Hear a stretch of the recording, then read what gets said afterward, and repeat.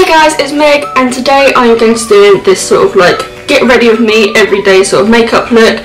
I really hope you like it. I'm also going to have like a few sort of story times chucked in there as well, so make sure you give it a massive thumbs up and enjoy the video. So with this video, it's going to be more like a story time sort of video, like as the title says, like it's my sort of like truth about what's been going on, what's happened, what I'm doing now sort of thing. The real reason why I haven't been on YouTube for so long. So yeah, I'm not going to go like full into detail about each product that I'm using because it's literally just going to be chit chat, get ready with me. So enjoy. I have my mirror like down here, so that's why I'll be looking here for a little bit. So where I'm kind of at the minute, this looks lovely. I'm currently unemployed.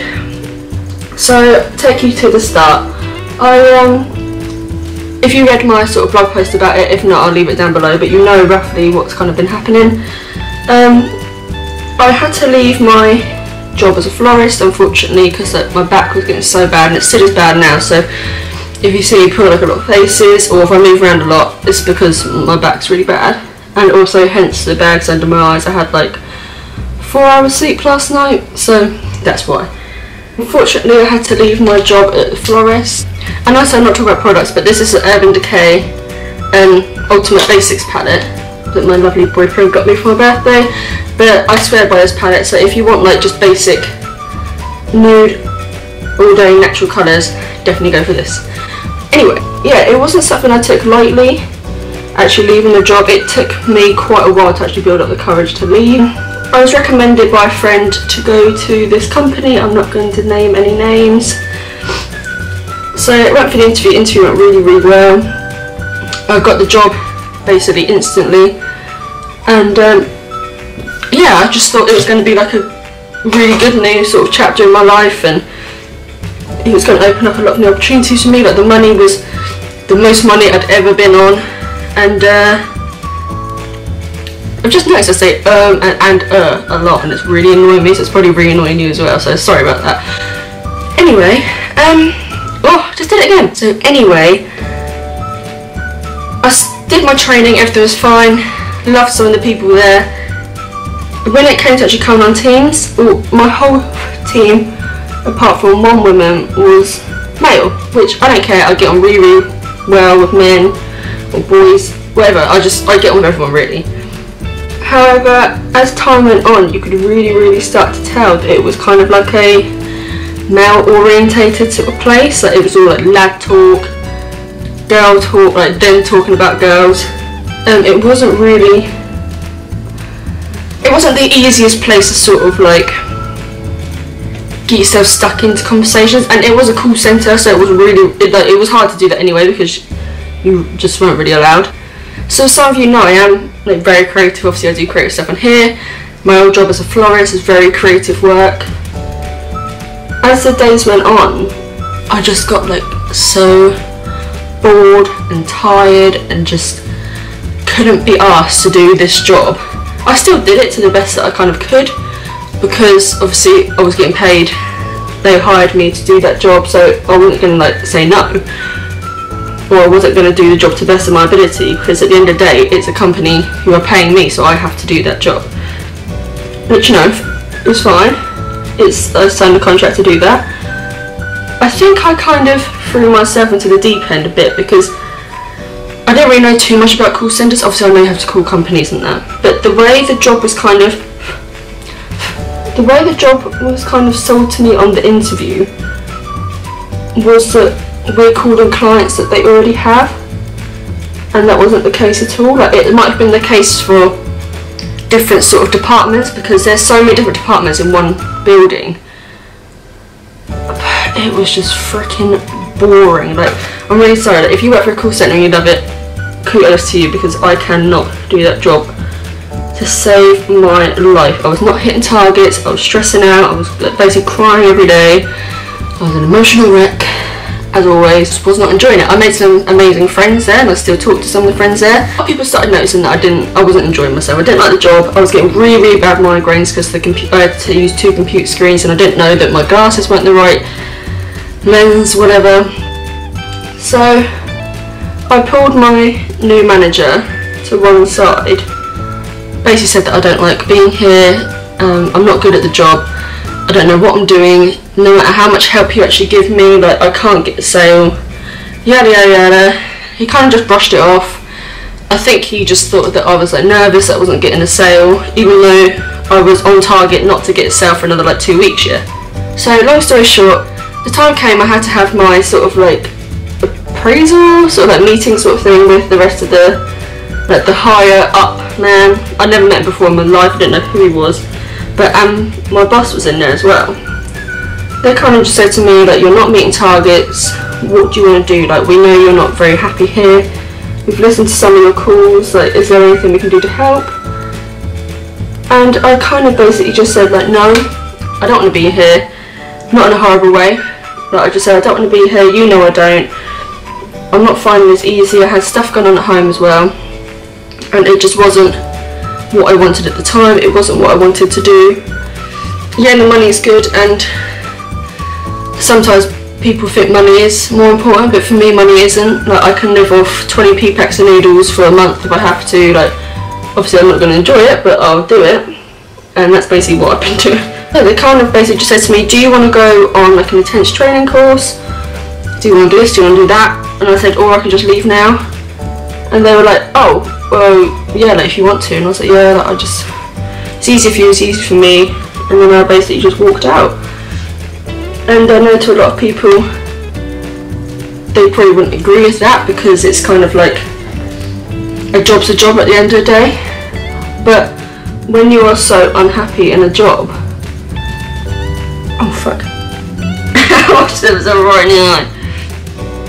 But when you're just so unhappy in a job, I just don't see the point in risking like your mental health and your health as well. And I think the thing that annoyed me most is my back was still killing me, and the reason why I left the job, my old job, was because my back was hurting so much. And it didn't hurt like as much, but it still really hurt, and I think that annoyed me more than anything, because I was just like, I've got this job that I now hate and my back still hurts. That wasn't obviously the problem, so everything was just getting on top of me, so I just kind of just left. Applying for a lot of jobs now. I haven't really had too much luck at the minute, obviously because I'm still unemployed, but you know, I'd rather be unemployed than be miserable in what I'm doing, dreading waking up every day. It just wasn't for me, and I was costing the business money at the end of the day. Like if I'm not making targets, then I'm not getting the money. So the reason why I haven't been on YouTube for, well, prior to my last video, it was a good like few years. But the reason for that is, to be honest, I kind of just lost myself for a while. Not in a depressing way, like I didn't really know the sort of content I wanted to put out. Like, I wanted to put out so much, and then I was like, oh, is it going to be good enough? And I was really doubting myself, and I am like annoyed at myself because I've missed out on like a good few years that I could have been uploading. And that's one of the reasons was I kind of like, I put on weight in my face, like you can tell. People say you can't, but I can definitely tell. I've got braces now, and I just wasn't like happy with how I was coming across like on camera, like visually. But then I preach so much about like how you should kind of like love the way you look and that, and I kind of just thought of myself as like a hypocrite, because I was like, you're hiding away for like years, not wanting to actually go on YouTube because you don't like the way your face or your braces look at the minute, but your braces are going to come off and you can lose the weight. Like, I don't get it. I'd like to lose obviously a bit of weight, because obviously I can tell in my face and it is annoying me a bit, but at the end of the day it's not bothering me as much as it would before.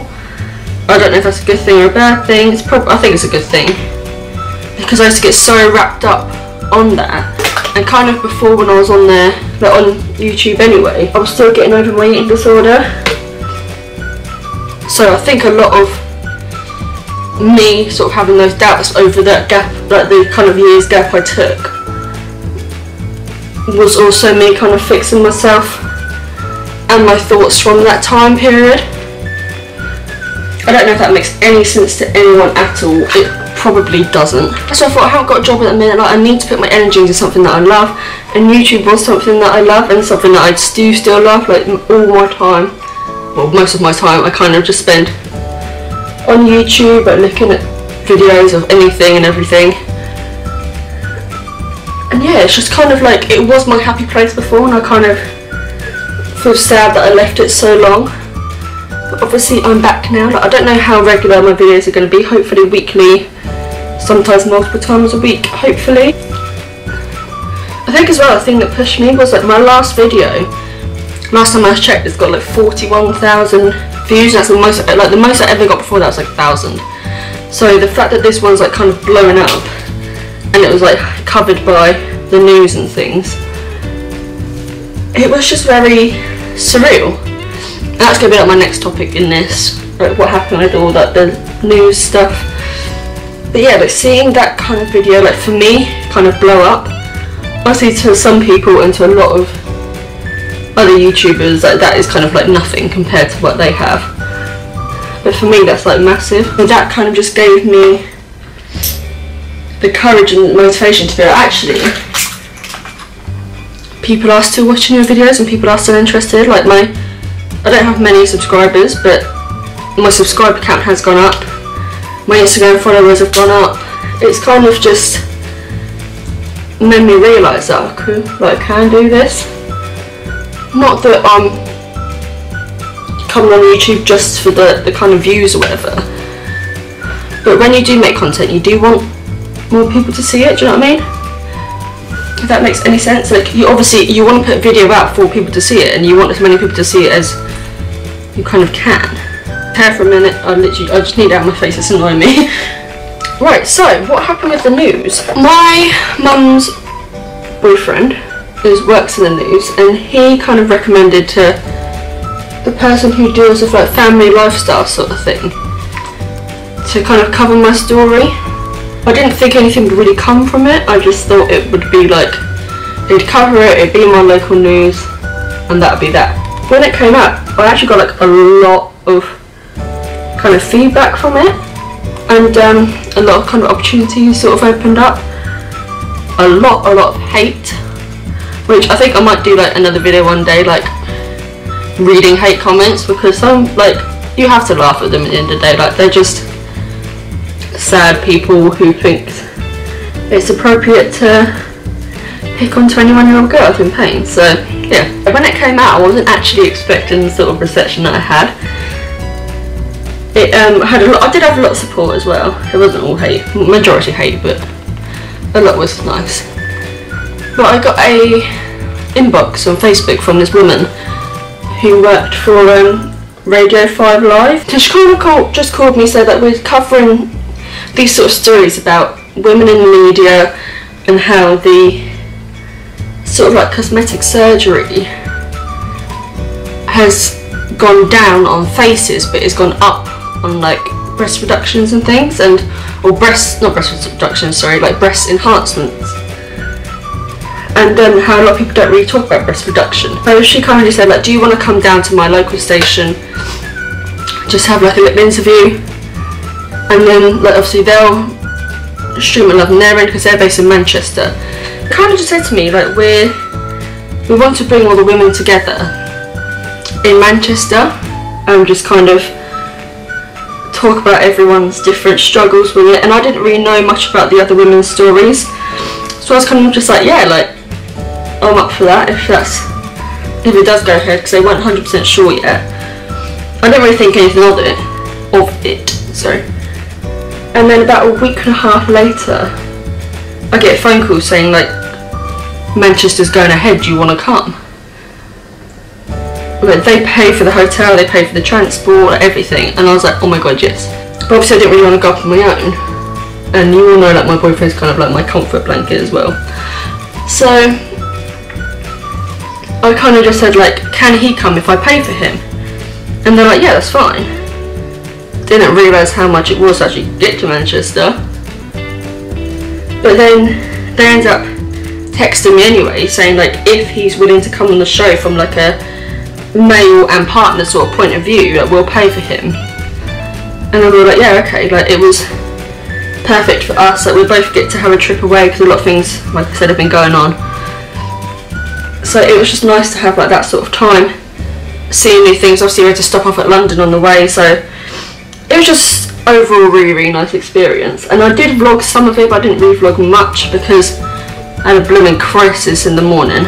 not really a crisis, but for me it was. But we get to the hotel at about 20 to 11 at night, and we left Portsmouth, where obviously I'm from, around 4. So I didn't actually realise how long it took to get to Manchester. The hotel was lovely. I am going to do like another vlog on this. Like, obviously I know it was like months and months ago now, and I'm sure I've done it before. But you know what I'm like with scheduling, like it just doesn't really work out for me. Because we stayed in the media city, so it was all like ITV studios, it was Old Coronation Street set, it was like round the corner. There was like BBC, like just everything was there. Hence Media City. I got up early so that I had to do a makeup, so it's being filmed as well.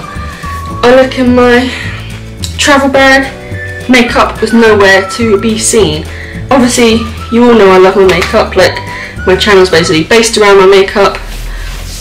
I had a hissy fit, to say the least, basically. But like, I look like death warmed up, but honestly, I look like a freaking hag. It was not a pretty sight. And obviously, like, you are being filmed, and I didn't realise how many people were actually going to watch it. Like, altogether, people listening was 880,000 people. Everyone else was like all glamorous. There was that Derby Ward from like Housewives of Cheshire. There was another YouTuber there. There was a blogger there. There was a mum, and honestly, I just looked like a blooming mess. And my boyfriend for my birthday, I've got this necklace here. He brought me this necklace, but as a bracelet form, with 3 of them on. It's something that's very close to my heart, and now his. So it really meant a lot to me, this bracelet. And when I went through security, they were like scanning me and everything. I looked down, my bracelet wasn't there. I just wanted to burst out crying. My eyes were welling up. It was not fun. So afterwards, me and Jordan got called in to like another little section with one of the reporters, and obviously the actual woman interviewing. And it's kind of like from his point of view, like how it affects me, if it affects us at all. And yeah, it was just really nice. And then the section like after us was kind of like how it was something like when was the time you knew you were in love, something like that. And it was actually really sweet because Jordan answered it himself. He was saying like the story from when we were younger, and I'm going to do like a whole other video on that because it is quite long, but it's amazing. After that, we kind of just had like a walk around Manchester.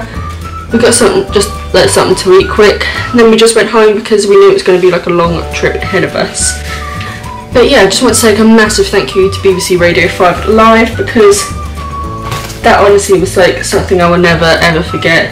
It's the sort of thing that I'll be like telling my grandkids. I'm really sorry guys, this video is probably going to be like more than half an hour long. Yeah, kind of like a whole update on my back situation. Kind of really isn't one. Ooh. My back is still in a lot of pain all the time, especially recently. I think now like the colder air is coming in as well. I just want the bloody hot weather to stay out as long as I can, because it is helping my back so much. Now the cold weather is coming back, I can definitely feel it in my back. When I lay down, I get winded. Well, it feels like I'm being winded because of the tightness of it. Physio didn't work. I know there are some things, other things I can try as well, but at the minute I don't have the money to, so I can't just go out and like join all these different classes. I don't really have any money to have surgery, like at all. Like I have like only a couple of £100 to my name to kind of last me food, rent. That's about it. That's all I can really spend my money on at the minute, because you know you can't get luxuries when you haven't got a job. What is his hair doing? Ow! Ow! Oh my god. I never actually knew that. I've been like obsessed with these Maybelline New York 24-hour Super Stay Colour lipsticks. Yeah. I only just realised that they're different packaging. Look at that! I never even noticed. Yeah, what I do is this. Oh, my bum is so long. I mix these two together so it gives like a dark red. That's the only way I can describe it, it's dark red. My hair is... Where's that clip? Did I take that clip out? Guys, this is it, this is my finished look. It's kind of like my everyday sort of look. And I have just noticed that it does look a tiny bit different in camera. It looks a lot darker. Here it looks a lot brighter than it really is. I'll try and take some photos afterwards to try and get like the actual like sort of effect of it all. But I just want to say a massive thank you for everyone who's kind of like followed me on my kind of like journey so far, and thank you for everyone for getting my last video to like 41,000 subscribers. I wish. 41,000 views. I really appreciate it. If you like this video, please give it a massive thumbs up. Please subscribe to my channel for more regular content, I promise. Yeah, until then, bye!